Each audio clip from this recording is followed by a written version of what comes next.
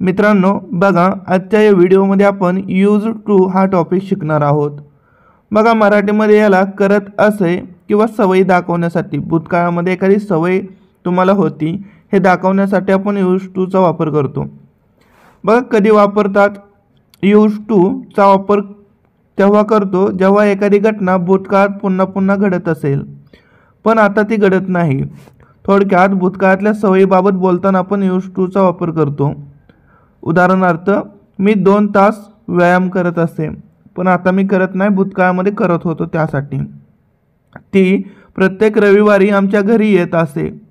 तर अशा प्रकारची वाक्य बोलत असताना आपण यूज टू चा वापर करतो। याला आपण पुढे डिटेल्समध्ये पाहूया। मित्रांनो बघा, वाक्याचे 6 प्रकार तुम्हाला माहीतच आहेत। होकारार्थी वाक्य, ती इंग्रजी शिकत असे। प्रश्नार्थी वाक्य, ती इंग्रजी शिकत असे का? नकारार्थी वाक्य, ती इंग्रजी शिकत नसे। नकारार्थी प्रश्नार्थी वाक्य, ती इंग्रजी शिकत नसे का? WH प्रश्नार्थी वाक्य, ती इंग्रजी का शिकत असे?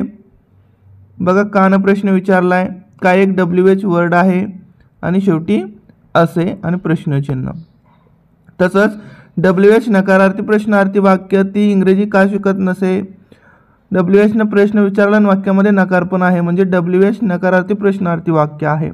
तर प्रत्येक वाक्याला इंग्लिशमध्ये कशा प्रकारे ट्रान्सलेट केलं जातं हे आपण पुढे शिकूयात। तर चला बघा, अफर्मेटिव्ह सेंटेन्स म्हणजेच होकारार्थी वाक्य। हे वाक्य बोलताना आपल्याला सुरुवातीला सब्जेक्ट लिहायचं असतं, त्याच्यानंतर यूज टू, त्याच्यानंतर क्रियापदाचं पहिलं रूप, त्याच्यानंतर ऑब्जेक्ट आणि त्याच्यानंतर रिमाइनिंग सेंटेन्स लिहून फुल स्टॉप द्यायचा असतो। पहिलं वाक्य आहे, त्याचे आजोबा आम्हाला गोष्टी सांगायचे। भूतकाळाबद्दल बोलतोय। सुरुवातीला सब्जेक्ट येणार, सब्जेक्ट आहे त्याचे आजोबा म्हणजेच हिज ग्रँडफादर। त्याच्यानंतर यूज टू, त्याच्यानंतर सांगणे म्हणजेच टेल, क्रियापदाचं पहिलं रूप आहे ना। त्याच्यानंतर काय, ऑब्जेक्ट आम्हाला म्हणजे अज, आणि गोष्टी म्हणजे स्टोरीज आणि full stop. His grandfather use to tell a stories, त्याचे आजोबा आम्हाला गोष्टी सांगायचे। दुसरं वाक्य आहे बघा, तो रोज सकाळी 2 किलोमीटर धावत असे। सब्जेक्ट तो म्हणजे ही, त्याच्यानंतर यूज टू, त्याच्यानंतर क्रियापदाचं पहिलं रूप, धावणे म्हणजे पळणे, ज्याला रन असं म्हटलं जातं। त्याच्यानंतर 2 किलोमीटर आणि रोज सकाळी म्हणजे every morning. He use to run 2 kilometres every morning, तो रोज सकाळी 2 किलोमीटर धावत असे। अशा प्रकारे तर हे होकारार्थी प्रकारचे वाक्य होते आणि हे वाक्य इंग्लिशमध्ये या फॉर्म्युल्याच्या माध्यमातून कशा प्रकारे ट्रान्सलेट केले जातात हे आपण आता पाहिलं। आता बघा, वाक्याचा दुसरा प्रकार आहे इंट्रोगेटिव्ह सेंटेन्स म्हणजेच प्रश्नार्थी वाक्य।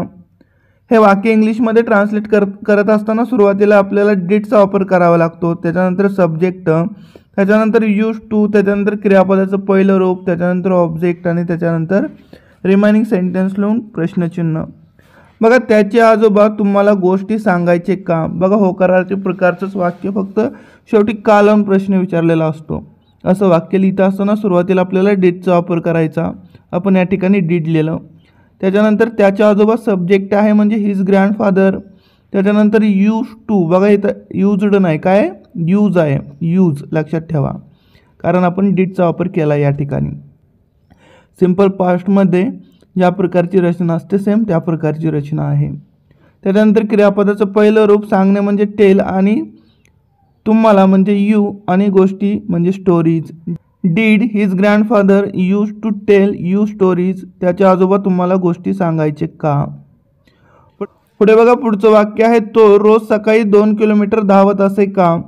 बघा, सुरुवातीला डीड येणार, त्याच्यानंतर सब्जेक्ट तो म्हणजेच ही, त्याच्यानंतर यूज टू, त्याच्यानंतर क्रियापदाचं पहिलं रूप रन, त्याच्यानंतर 2 किलोमीटर्स, 2 किलोमीटर्स म्हणजेच 2 किलोमीटर्स आणि रोज सकाळी म्हणजे every morning. Did he use to run 2 kilometres every morning, तो रोज सकाळी 2 किलोमीटर धावत असे का? अशा प्रकारे, ठीक आहे। तर हे पण तुम्हाला समजलेलं असेल। इंट्रोगेटिव्ह सेंटेन्स कशा असतात की फक्त होकारार्थी वाक्याला शेवटी का लावून प्रश्न विचारलेला असतो आणि अशा वाक्यांचं इंग्लिशमध्ये ट्रान्सलेशन करत असताना आपल्याला सुरुवातीला फक्त डिडचा वापर करायचा असतो आणि ज्या ठिकाणी आपण होकारार्थी वाक्यांमध्ये यूज टू लिहिलेलं असतं तिथं फक्त यूज टू लिहायचं असतं। ठीक आहे, तर हे तुम्हाला समजलं असेल. बघा वाक्याचा तिसरा प्रकार आहे निगेटिव्ह सेंटेन्स म्हणजेच नकारार्थी वाक्य. हे वाक्य इंग्लिशमध्ये ट्रान्सलेट करत असताना सुरुवातीला आपल्याला सब्जेक्ट लिहायचं असतं, त्याच्यानंतर didn't, did plus not didn't, त्याच्यानंतर यूज टू, त्याच्यानंतर क्रियापदाचं पहिलं रूप, त्याच्यानंतर ऑब्जेक्ट, त्याच्यानंतर रिमाइनिंग सेंटेन्स लिहून फुल स्टॉप. बघा वाक्य आहे त्याचे आजोबा आम्हाला गोष्टी सांगत नसे. बघा सुरुवातीला काय येणार, सब्जेक्ट त्याचे आजोबा म्हणजे हिज ग्रँडफादर, त्याच्यानंतर डिडंट, त्याच्यानंतर यूज टू, त्याच्यानंतर क्रियापदाचं पहिलं रूप सांगणे म्हणजे टेल, आणि ऑब्जेक्ट आहे आम्हाला, आणि गोष्टी म्हणजे stories. His grandfather didn't use to tell a stories. त्याचे आजोबा आम्हाला गोष्टी सांगत नसे. अशा प्रकारे. बघा पुढचं वाक्य आहे तो रोज सकाळी 2 किलोमीटर धावत नसे. बघा सुरुवातीला सब्जेक्ट लिहिणार तो म्हणजे ही, त्याच्यानंतर डिडंट, त्याच्यानंतर यूज टू, त्याच्यानंतर रन क्रियापदाचं पहिलं रूप, त्याच्यानंतर 2 किलोमीटर्स, 2 किलोमीटर्स म्हणजे 2 किलोमीटर्स, आणि रोज सकाळी म्हणजे every morning. He didn't use to run 2 kilometres every morning. तो रोज सकाळी 2 किलोमीटर धावत नसे. अशा प्रकारे. तर हा होता वाक्याचा नकारार्थी प्रकार, आणि या सूत्राच्या माध्यमातून याला इंग्लिशमध्ये ट्रान्सलेट करायचं. वाक्याचा पुढचा प्रकार आहे बघा निगेटिव्ह इंट्रोगेटिव्ह सेंटेन्स म्हणजे नकारार्थी प्रश्नार्थी वाक्य. हे वाक्य नकारार्थी प्रकारचंच असतं, फक्त शेवटी का लावून प्रश्न विचारलेला असतो. आणि हे वाक्य इंग्लिशमध्ये ट्रान्सलेट करत असताना सुरुवातीला आपल्याला डिडंट लिहायचं, त्याच्यानंतर सब्जेक्ट, त्याच्यानंतर यूज टू, त्याच्यानंतर क्रियापदाचं पहिलं रूप, त्याच्यानंतर ऑब्जेक्ट, त्याच्यानंतर रिमाइनिंग सेंटेन्स लिहून प्रश्नचिन्ह. वाक्य त्याचे आजोबा तुम्हाला गोष्टी सांगत नसे का. बघा नकारार्थी वाक्य आणि शेवटी का लावून प्रश्न विचारला आहे. सुरुवातीला डिडंट लिहिणार, त्याच्यानंतर सब्जेक्ट त्याचे आजोबा म्हणजे हिज ग्रँडफादर, त्याच्यानंतर यूज टू लिहिलं, त्याच्यानंतर क्रियापदाचं पहिलं रूप सांगणे म्हणजे टेल, ऑब्जेक्ट यू, आणि गोष्टी म्हणजे stories. Didn't his grandfather use to tell you stories. त्याचे आजोबा तुम्हाला गोष्टी सांगत नसे का. पुढे बघा पुढचं वाक्य आहे तो रोज सकाळी 2 किलोमीटर धावत नसे का. बघा सुरुवातीला डिडंट लिहिणार, त्याच्यानंतर सब्जेक्ट तो म्हणजे ही, त्याच्यानंतर यूज टू, त्याच्यानंतर क्रियापदाचं पहिलं रूप रन, त्याच्यानंतर 2 किलोमीटर्स. ठीक आहे, 2 किलोमीटर्स म्हणजे 2 किलोमीटर्स, आणि रोज सकाळी म्हणजे एव्हरी मॉर्निंग, आणि प्रश्नचिन्ह. Didn't he use to run 2 kilometres every morning. तो रोज सकाळी 2 किलोमीटर धावत नसे का. अशा प्रकारे. ठीक आहे. पुढे बघा पुढचा वाक्याचा प्रकार आहे WH इंट्रोगेटिव्ह सेंटेन्स म्हणजे WH प्रश्नार्थी वाक्य. बघा WH शब्दाचा वापर करून प्रश्न विचारलेला असतो, आणि ह्या वाक्यांचं इंग्लिशमध्ये ट्रान्सलेशन करत असताना सुरुवातीला आपल्याला WH वर्ड लिहायचं असतं, त्याच्यानंतर डीड, त्याच्यानंतर सब्जेक्ट, त्याच्यानंतर यूज टू, त्याच्यानंतर क्रियापदाचं पहिलं रूप, ऑब्जेक्ट, रिमाइनिंग सेंटेन्स. बघा त्याचे आजोबा तुम्हाला गोष्टी केव्हा सांगायचे. त्याचे आजोबा तुम्हाला गोष्टी केव्हा सांगायचे. केव्हाना प्रश्न विचारला आहे, केव्हा एक WH वर्ड आहे. बघा सुरुवातीला काय करणार आपण, फेनचा वापर करणार, केव्हा म्हणजेच फेन, त्याच्यानंतर डीड, त्याच्यानंतर सब्जेक्ट हिज ग्रँडफादर, त्याच्यानंतर यूज टू, त्याच्यानंतर क्रियापदाचं पहिलं रूप सांगणे म्हणजे टेल, आणि ऑब्जेक्ट तुम्हाला म्हणजे यू, आणि गोष्टी म्हणजे stories. When did his grandfather use to tell you stories. त्याचे आजोबा तुम्हाला गोष्टी केव्हा सांगायच्या. अशा प्रकारे. पुढे बघा पुढचं वाक्य आहे तो रोज सकाळी 2 किलोमीटर कोठे धावत असे. बघा कोठेनं प्रश्न विचारलाय. कोठे एक WH वर्ड आहे, म्हणजे सुरुवातीला आपण वेअरचा वापर करणार. कोठेसाठी काय असतं, वेअर. त्यानंतर डीड लिहिलं, त्याच्यानंतर सब्जेक्ट तो म्हणजे ही, त्याच्यानंतर यूज टू, त्याच्यानंतर धावणे म्हणजेच रन, त्याच्यानंतर 2 किलोमीटर्स, 2 किलोमीटर्स म्हणजे 2 किलोमीटर्स, आणि त्याच्यानंतर रोज सकाळी म्हणजे एव्हरी मॉर्निंग.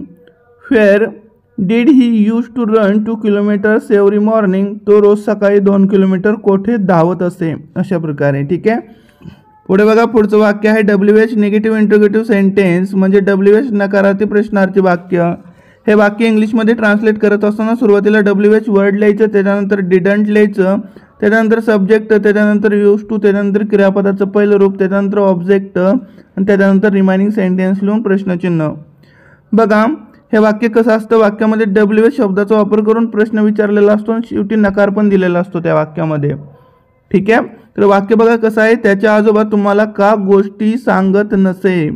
बघा कानं प्रश्न विचारला आहे. का म्हणजेच व्हाय लिहिलं सुरुवातीला WH वर्ड म्हणून, त्याच्यानंतर डिडंट, त्याच्यानंतर सब्जेक्ट त्याचे आजोबा म्हणजे हिज ग्रँडफादर, त्याच्यानंतर यूज टू, त्याच्यानंतर क्रियापदाचं पहिलं रूप सांगणे म्हणजे टेल, आणि ऑब्जेक्ट तुम्हाला म्हणजे यू, आणि गोष्टी म्हणजे स्टोरीज.